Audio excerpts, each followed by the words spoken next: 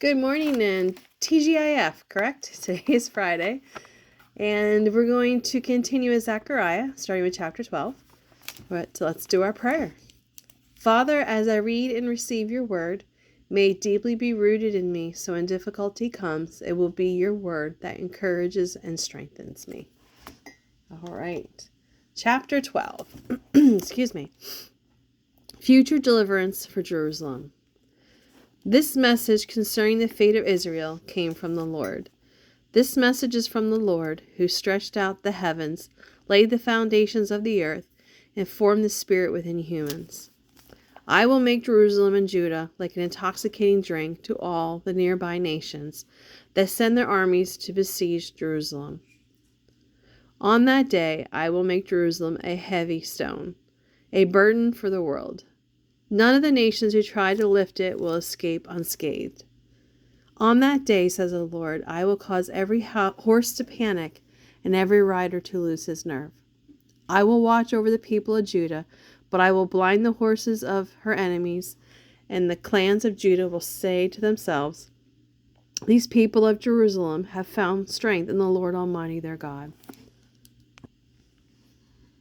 On that day I will make the clans of Judah like a brazier that sets a woodpile ablaze, and like a burning torch among sheaves of grain. They will burn up all the neighboring nations right and left, and while the people living in Jerusalem remain secure, the Lord will give victory to the rest of Judah first, before Jerusalem, so that the people of Jerusalem and the royal line of David will not have greater honor than the rest of Judah.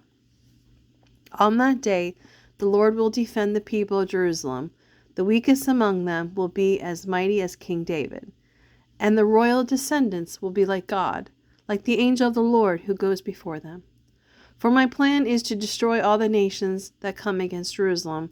Then I will pour out a spirit of grace and prayer on the family of David and on all the people of Jerusalem.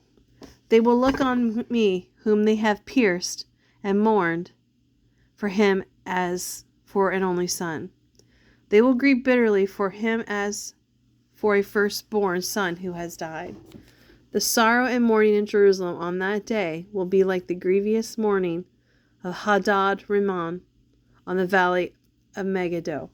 Excuse me. All Israel will weep in profound sorrow, each family by itself, with the husband and wives in separate rooms.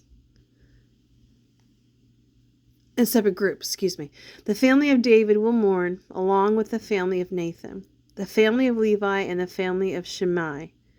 Each of the surviving families from Judah will mourn separately, husband and wives apart. Chapter 13. A fountain of cleaning. On that day a fountain will be opened for the dynasty of David and for the people of Jerusalem, a fountain to cleanse them from all their sins and defilement. And on that day, says the Lord Almighty, I will get rid of every trace of idol worship throughout the land, so that even the names of the idols will be forgotten. I will remove from the land all false prophets and the unclean spirits that inspire them. If anyone begins prophesying again, his own father and mother will tell him, you must die, for you have prophesied lies in the name of the Lord. Then his own father and mother will stab him. No one will be boasting then on a prophetic gift. No one will wear a prophet's clothes to try to fool the people. No, he will say, I am not a prophet. I am a farmer. The soil has been my means of livelihood from my earliest youth. And if someone asks, then what are those scars on your chest? He will say, I was wounded at the home of friends. The scattering of the sheep. Awake, O sword, against my shepherd, the man who is my partner, says the Lord Almighty. Strike down the shepherd, and the sheep will be scattered, and I will turn against the lambs. 2/3 of the people in the land will be cut off and die, says the Lord. But 1/3 will be left in the land. I will bring that group through the fire and make them pure, just as gold and silver are refined and purified by fire. They will call on my name, and I will answer them. I will say, there are my people, and they will say, there is our God. The Lord is our God. The Lord will rule the earth. Watch, for the day of the Lord is coming, when your possessions will be plundered right in front of you. On that day I will gather all the nations to fight against Jerusalem. The city will be taken, the houses plundered, and the woman raped. Half the population will be taken away into captivity, and half will be left among the ruins of the city. Then the Lord will go out to fight against those nations, as he has fought in times past. On that day his feet will stand on the Mount of Olives, which faces Jerusalem on the east.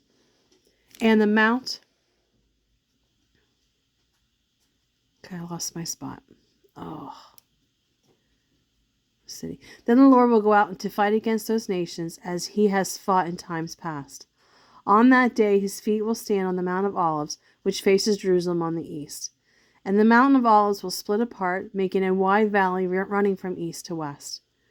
For half the mountain will move toward the north and half toward the south. You will flee through this valley, for it will reach across to half towards the south. You will flee through the valley, for it will reach across... I keep getting lost. Cross to Azal.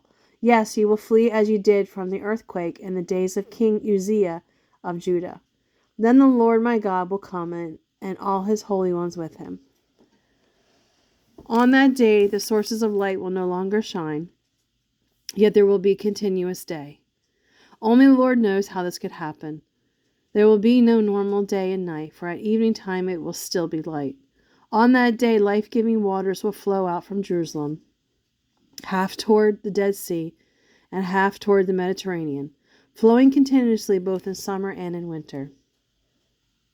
And the Lord will send a plague of all nations, on all nations that fought against Jerusalem. Their people will become like walking corpse, that flesh rotting away. Their eyes will shrivel in their sockets, and their tongues will decay in their mouths. On that day they will be terrified, stricken by the Lord with great panic. They will fight against each other. Sorry about that. And the Lord will send a great plague on all the nations that fought against Jerusalem. Their people will become like walking corpse, their flesh rotting away. Their eyes will shrivel in their sockets, and their tongues will decay in their mouth. On that day they will be terrified, stricken by the Lord with great panic. They will fight against each other in hand-to-hand combat. Judah, too, will be fighting at Jerusalem. The wealth of all the neighboring nations will be captured, great quantities of gold and silver and fine clothing. The same plague will strike the horses, the mules, camels, and donkeys, and all other animals in the enemy camps. In the end, the enemies of Jerusalem will survive the plague, will go up to Jerusalem each year to worship the King, the Lord Almighty, and to celebrate the Festival of Shelters. And any nation anywhere in the world that refuses to come to Jerusalem to worship the King and the Lord Almighty will have no rain. And if the people of Egypt refuse to attend the festival, the Lord will punish them with the same plague that he sends on all the other nations who refuse to go. Egypt and the other nations will all be punished if they don't go to celebrate the festival.